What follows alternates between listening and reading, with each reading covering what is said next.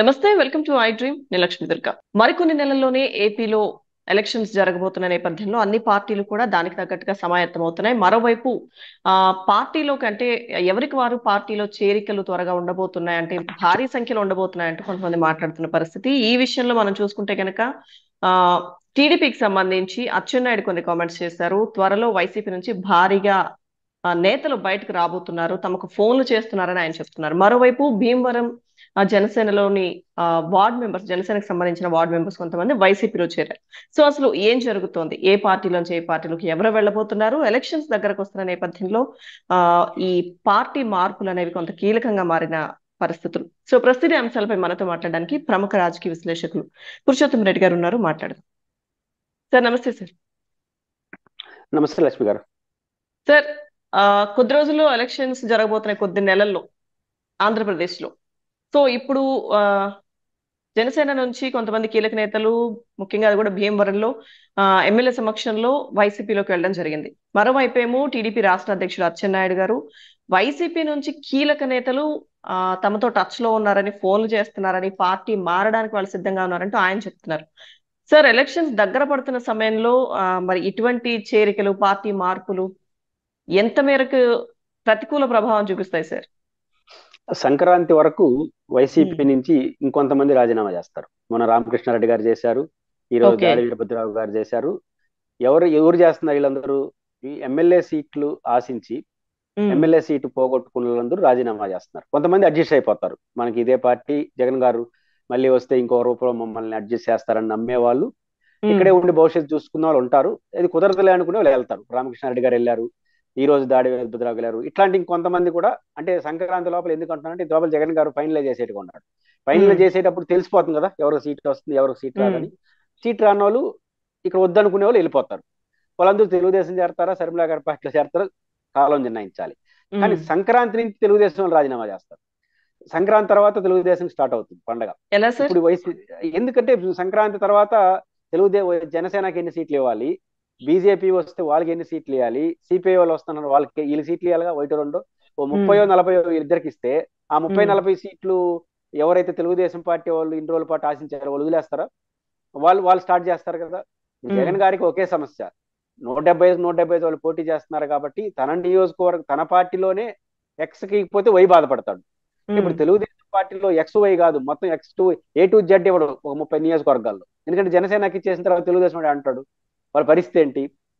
జగన్మోహన్ రెడ్డి గారి పార్టీలో ఉంటే నాకు నచ్చినోడు ఎమ్మెల్యే అయినా నాకు ఇంకో రూట్ చూపిస్తాడు జగన్.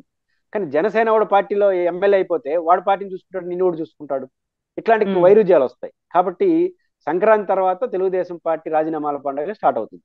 కాబట్టి అచ్చెన్నాయుడు గారికి సంక్రాంతి వరకు హ్యాపీ. ఎందుకంటే చంద్రబాబు ఇంకా స్టార్ట్ చేయలే ప్రోగ్రామ్. ఎవరికి రెండు రకాల సమస్య, సీట్ల అడ్జస్ట్మెంట్ లో పోతారు.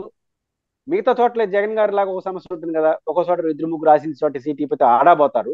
ఇట్లాంటివన్నీ వస్తాయి. కాబట్టి జగన్ గారికి ఒక సమస్య అయితే ఆయనకి 2 సమస్యలు సీట్ల విషయంలో. కాబట్టి వీళ్ళు ఎవరు పార్టీలో చేరతారు, ఎవరే పార్టీలో చేరతారంటే ఎన్నికల ముందు ఏ పార్టీ ఊపిలో ఉంటే ఆ పార్టీ చేరే ప్రయత్నం చేస్తారు. అక్కడ వీలు కాకపోతే ఇంకో రాజకీయ పార్టీ చూసుకుంటారు. కాబట్టి ఇప్పుడు మారుతున్న రాజకీయాల్లో అభ్యర్థులందరూ కూడా ఏదో పార్టీ మీద కోపంతోనో, ప్రజల మీద ప్రేమ మాట్లాడబట్టలే చెప్తారు, ప్రజల ప్రేమ అవన్నీ చెప్తారు. కానీ వాళ్ళందరూ తమ వ్యక్తిగత ప్రయోజనాల కోసం వెళ్తున్న వాళ్ళు తప్ప ఇంకోటి కాదు. ఆ వ్యక్తిగత వెళ్ళే ప్రయోజనాల వాళ్ళు కూడా పెద్ద ఎత్తున ఇప్పుడు జగన్మోహన్ రెడ్డి గారు ఇప్పటికి 10-11 నియోజకవర్గాల్లో మార్పులు చేర్పులు చేశారు అధికారికంగా. అనధికారికంగా 40-50 అంటున్నారు. ఇట్లాంటి దశలో ఎమ్మెల్యేలు ఒక స్థాయిలో, ఒక జర్నలిస్ట్ గా మీరు కూడా గతాన్ని పరిశీలిస్తే, ఒక ఎమ్మెల్యేకి సీట్ రాకపోతే ఆ ఎమ్మెల్యేకి సంబంధించినటువంటి కేడరు ఈ కిరసనాలు పోసుకోవడం, పెట్రోల్ తగలబెట్టుకోవడం, నానా కంపు చేస్తారు, ఆఫీసులు తగలబెట్టడం గతంలో చూసాం మనం. ఇంత జరుగుతున్నా 40 మంది తీసేస్తారు, 50 మంది చేస్తున్నా ఒక కార్యకర్త కూడా వచ్చి ఇదిలోకి రావట్లేదు. ఎందుకని? జగన్ గారు కరెక్ట్ అనా, లేదా ఈ ఎమ్మెల్యేల పట్ల వాళ్ళకి పాజిటివ్నెస్ లేదన్న? ఇప్పుడు ఈ కార్యకర్తలు సంతోషిస్తున్నారుగా, అంటే మాకు ఎమ్మెల్యేని మారిస్తే మంచిదనే అభిప్రాయంతో కార్యకర్తలు ఉన్నారు కాబట్టి రావట్లేదు. అప్పుడు జగన్ గారి డెసిషన్ 90% కరెక్టే కదా, ఒక 10% అటు ఇటు కావచ్చు. కానీ చంద్రబాబు గారు అట్లే ఉంటారా, రేపు గొడవ పెట్టి బయటకు వస్తారా చూడాలి. కాబట్టి జగన్ గారి కన్నా ఎక్కువ తెలుగుదేశం పార్టీలో ఈ ఎమ్మెల్యేల గొడవ మొదలవుతుంది. అప్పుడు అచ్చెన్నాయుడు గారు ఏం మాట్లాడతారో చూడాలి. సార్ అప్పుడు ఒకవేళ మీరు అన్నట్టుగా ఎలాగూ అసంతృప్తులు టికెట్లు అనౌన్స్ చేసిన తర్వాత అన్ని పార్టీల్లో ఉంటారు. సో అప్పుడు వాళ్ళకి ఆప్షన్ ఏముంటుంది సార్? అంటే వేరే పార్టీలోకి వెళ్ళడానికి ఇంకా వైసీపీకి వచ్చే అవకాశం అయితే వాళ్ళకి ఉండదు కదా మారాలనుకున్నా. అంటే ఒకటి ఉంటుంది అక్కడ భవిష్యత్తు లేదన్న ఇప్పుడు తెలుగుదేశం వైసీపీలో భవిష్యత్తు లేకుండా తెలుగుదేశంలో మంచి భవిష్యత్తు ఇస్తారని చంద్రబాబు నాయుడు నమ్మి వీళ్ళు పోయినారని కొంతమంది పోవచ్చు కదా. ఉమ్, అట్లా పోయే పరిస్థితి ఇక్కడ కనపట్ల మనకు. ఆల్రెడీ కోటంరెడ్డి ఇట్లా ఒకరిద్దరు మొగినారు తప్ప మళ్ళీ ఉమ్, ఆగిపోయింది. మళ్ళీ ఊరు ఉమ్, పోవట్లేదు. ఇప్పుడు కొత్తగా వచ్చిన రామకృష్ణ రెడ్డి గారు శర్మిలత గారు వెళ్తానంటున్నారు. కానీ అట్లే తెలుగుదేశం పార్టీ నుంచి కూడా జగన్ గారు ఆకర్షిస్తే లేకపోతే ఇంకొక రూపంలో న్యాయం చేస్తారంటే దాన్ని నమ్మితే వాళ్ళు వస్తారు. ఎట్లా ఉమ్, ఉంటుంది మనం చెప్పలేము ఆ రోజు పరిస్థితులు బట్టి. వాళ్ళ భవిష్యత్తు ఎలా ఉంటుంది లేదా అక్కడే అడ్జస్ట్ అవుతారా. ఏ రాజకీయం బెటర్ అవుతుందంటే వైసీపీలో ఇష్టం లేని వాడికి తెలుగుదేశం బెస్ట్ ఆప్షన్ అవుతుంది, తెలుగుదేశం ఇష్టం వైసీపీ బెస్ట్ ఆప్షన్ అవుతుంది. ఈ రెండు కుదరని వాళ్ళు కాంగ్రెస్ ఇంకోటో చూసుకుంటారు రాజకీయాల్లో ఉమ్, ఉండాలి కాబట్టి. కాబట్టి ఉమ్, ఏది బెస్ట్ ఆప్షన్ అవుతుంది ఎలా ఉంటుందని ఎన్నికల తర్వాత ఎవరు ఎంతమంది బయటకు వచ్చేస్తారు, వాళ్ళతో ఈ పార్టీ నాయకులు ఎట్లా డీల్ చేస్తారు, ఉమ్. ఇవన్నీ కూడా ఆధారపడి ఉంటాయి. ఓకే సార్, ఇప్పుడు అంటే ఎవరు ఏ పార్టీలో ఉంటారు, ఎవరు మారుతారు, టికెట్ల విషయం ఒక కొలిక్కి వచ్చే సమయానికి ఎంతమంది ఉంటారు అనేది అదొక చర్చ అయితే ఇప్పటివరకు మనం అది మాట్లాడుకున్నాం. ఇంకోవైపు ఏదైతే నారా భువనేశ్వర్ గారు స్టార్ట్ చేసిన నిజం గెలవాలి యాత్రతో కొద్ది రోజులు ఆవిడ జనాల్లోకి వెళ్ళారు. ఆ చంద్రబాబు అరెస్ట్ ని తట్టుకోలేక ఎవరైతే చనిపోయారని వాళ్ళు చెప్తున్నారో, సో వాళ్ళని పరామర్శించారు. ఇప్పుడు మళ్ళీ ఆ యాత్ర స్టార్ట్ చేయబోతున్నారు సార్. ఆ మూడున 3వ తారీఖు, 4వ తారీఖు, 5వ తారీఖు విశాఖ, అలాగే విజయనగరం, శ్రీకాకుళం వీటిలో ఆవిడ పర్యటించిపోయి మళ్ళీ వాళ్ళని పరామర్శించడం, వాళ్ళకి చెక్కులు ఇవ్వడం, ఇటు ఈ యాత్ర మళ్ళీ మొదలు కాబోతుంది. ఏం సార్, ఏం చెప్పాలనుకుంటున్నారు మళ్ళీ మరోసారి యాత్ర ద్వారా వచ్చి? ఇప్పుడు ఏ పేరు పెడతారో తెలియదు. నిజం గెలవాలని పోతారా చంద్రబాబు గెలవాలని పోతుందా నాకు తెలియదు ఆమె. ఇప్పుడు నిజం గెలవాలని పెద్ద విలువ లేదు. ఎందుకంటే కోర్టులో స్టే బెయిల్ మీద బయటకు వచ్చేసారు. చంద్రబాబు గారు లోపల ఉన్నప్పుడు ఆ పాయింట్ కి కొంత కాన్సెప్ట్ ఉంది. నిజం గెలవడమా లేదా కోర్టులో తేలుతుంది, ప్రజల్లో పోయి ఏం చెప్పలేము. కానీ చంద్రబాబు గారు జైల్లో ఉన్నారు కాబట్టి న్యాయం ఉమ్, గెలవాలి నిజం గెలవడం ట్యాగ్ లైన్ కొంచెం దగ్గరగా ఉంటుంది. అయితే ఆమె దాన్ని కంటిన్యూ చేయలేదు. మళ్ళీ కారణాలు ఉమ్, ఏమైనా ఇందులో చంద్రబాబు గారు బయట వచ్చేసారు. చంద్రబాబు గారు అరెస్ట్ చుట్టూ ఇంకా ఆయనే మాట్లాడుతున్నాడు ఈదుల్లోకి వచ్చి. ఇంక మళ్ళీ భార్య గారు దా పేరుతో పోవాల్సిన అవసరం లేదు. అదే ఉమ్, భువనేశ్వరి గారుగా ఎన్టీఆర్ గారు కూతురుగా ఆమెకు ఒక గౌరవం ఉంటుంది. ఎన్టీఆర్ గారి కూతురుగా ఆ పార్టీ శ్రేణులందు ఆమెను యాక్సెప్ట్ చేస్తారు. చంద్రబాబు గారి భార్య ఎన్టీఆర్ గారి కూతురుగా ఆమెకంటూ ఒక గౌరవం ఆ పార్టీ శ్రేణిలో ఉంటాయి. మిత్రులు ఉమ్, కూడా ఆమెను వ్యక్తిగతంగా పెద్ద డ్యామేజ్ చేయరు. ఆమె ఇంట్లో ఉన్న పరిమితమైన వ్యక్తే. కాకపోతే ఇప్పుడు నిజం గెలవాలంటే ఎట్లా నిజం గెలవాలి కోర్టులో తెలుసుకోవాల్సిన విషయం. పైపెచ్చు ఉమ్, చంద్రబాబు గారు బయట ఉన్నాడు. ఆ ఉమ్. రాజకీయాల్లో ఆ నిజం ఏంటో చంద్రబాబు గారు చెప్తారు కదా. కాబట్టి ఇప్పుడు ఓకే. ఇంకా ఆమె వచ్చి అదనంగా చెప్పేదే ఉంది. ఆర్థిక కాకపోతే సహాయం చేస్తారట సార్? ఆర్థిక సహాయం చేయొచ్చు, రాజకీయం కూడా చేయొచ్చు. రాజకీయం కూడా తెలుగుదేశాన్ని గెలిపించండి, వైసీపీని ఓడించండి అని తిరగచ్చు, తప్పేం లేదు.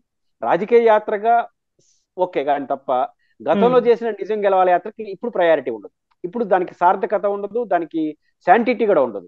మీరు ఉమ్, చంద్రబాబు గారు జైల్లో ఉన్నప్పుడు ఆ పదానికి వాటి ఇప్పుడు జగన్మోహన్ రెడ్డి గారు జైల్లో ఉన్నప్పుడు శర్మిల గారు మా అన్న వదిలిన బాలం అని బయటకు వస్తే ఒక అర్థం ఉంది. అది యాక్సెప్ట్ చేశారు ప్రజలు. ఆ తర్వాత శర్మిల గారు జగన్ గారు బయట వచ్చి రాజకీయంగా ఉంటా ఉన్నప్పుడు మా అన్న వదిలిన బాలం అంటే ఇంకా అర్థం లేదు కదా. అప్పుడు ఆమె ఏం ఉమ్. చేసింది, యాజ్ ఏ వైసీపీ కార్యకర్తగా మా అన్నని గెలిపించని వెళ్ళింది. ఇప్పుడు కూడా భువనేశ్వరి గారు నారా చంద్రబాబు నాయుడు గారి భార్యగా, రామారావు గారి కూతురుగా, చంద్రబాబు తెలుగుదేశాన్ని అభిమానించే వాళ్ళకి ఎస్ మన పార్టీ గెలవాలి, వైసీపీని ఓడించండి అని రాజకీయ పోరాటం చేస్తే ఆ మేరకు ఆ పార్టీకి అది ప్రయోజనమే కదా. పెద్ద లీడర్గా ఆ పార్టీ వస్తే వింటారు వినేవాళ్ళు. కాబట్టి ఉమ్, రాజకీయ పోరాటానికి రాజకీయ యాత్రకి ఆమెకి వాల్యూ ఉంటుంది తప్ప నిజం గెలవాలనే దానికి ఇంకా ప్రయారిటీ లేదు. నిజం గెలవాలని దాని చుట్టూ ఆమె ఎక్కువ మాట్లాడితే నష్టం కూడా. ఎందుకు నష్టం? ఇప్పుడు చంద్రబాబు గారు దాంట్లో ఆరోపణలు ఎదుర్కొంటున్నారు. ఆయనే బయట ఉన్నాడు. లోపల ఉంటే ఉమ్, ఆయన తరపున ఆయన వాయిస్ గా మీరు వినిపిస్తారు. ఇప్పుడు ఆయన వచ్చి బయట మాట్లాడుతూ ఉన్నప్పుడు ఆయన చెప్పుకుంటాడు కదా మధ్యలో. భార్య వచ్చి మా ఆయన తప్పు చేయలేదంటే మన ఆయనే బయట ఉన్నాడు కదా, ఆల్రెడీ ఆయన చెప్పుకుంటాడు. కాబట్టి ఉమ్. నిజం గెలవాలి చంద్రబాబు గారి కేసుల చుట్టూ ఆ చుట్టూ భువనేశ్వర్ గారు మాట్లాడినా బ్రాహ్మణ్ గారు మాట్లాడినా పెద్ద ప్రయోజనం ఉండదు. పైపెచ్చు ఏంటి ఇది అనుకుంటారు జనం, అసహనంగా చూస్తారు. రాజకీయంగా తెలుగుదేశాన్ని గెలిపించండి అనే ఒక యాక్టివిటీ చేస్తే ఆ పార్టీకి ఉన్న అసెట్ ఆ పార్టీకి ఉంటుంది. ఉమ్. ఓకే. సో ఇప్పుడు రాజకీయం లేదంటే నష్టపరిహారం ఏమైనా ఇవ్వాలి వాళ్ళకి, ఇవ్వాలి అనుకుంటే ఇవ్వచ్చు, కానీ ఈ పేరు ఇప్పుడు కరెక్ట్ కాదంటారు. ఈ పేరు కరెక్ట్ కాదు. కేసుల గురించి ఆమె మాట్లాడితే ఏదో ఉమ్, చంద్రబాబు నాయుడు గారిని మాట్లాడొద్దని కోర్టు చెప్పింది కాబట్టి ఆమెతో మాట్లాడించారు అనుకుంటారు. కాబట్టి ఉమ్, దానివల్ల ప్రయోజనమే ఉంది. కాబట్టి ఆమె రాజకీయ యాక్టివిటీ చేసుకోవచ్చు. అదే తెలుగుదేశం ఉమ్. పార్టీ లీడర్ గా, రామారావు గారి కూతురుగా, చంద్రబాబు గారి భార్యగా తప్పేం లేదు. ఆ Yes. పార్టీ కూడా యాక్సెప్ట్ చేస్తుంది లీడర్ కాబట్టి, ఆమె మన పర్సనాలిటీ కాబట్టి. కానీ ఈ కేసుల చుట్టూ గతంలో ఏదైతే నిజంగా ఉంటుందో ఆ మాటకి ఈ రోజు శాంటిటీ లేదు, వాల్యూ కూడా లేదు. ప్రజలు దాన్ని మర్చిపోయారు. ఏదైనా ఉంటే చంద్రబాబు గారు ఆ సంగతి చూసుకుంటాడు. Yes. Thank you sir, thank you so much.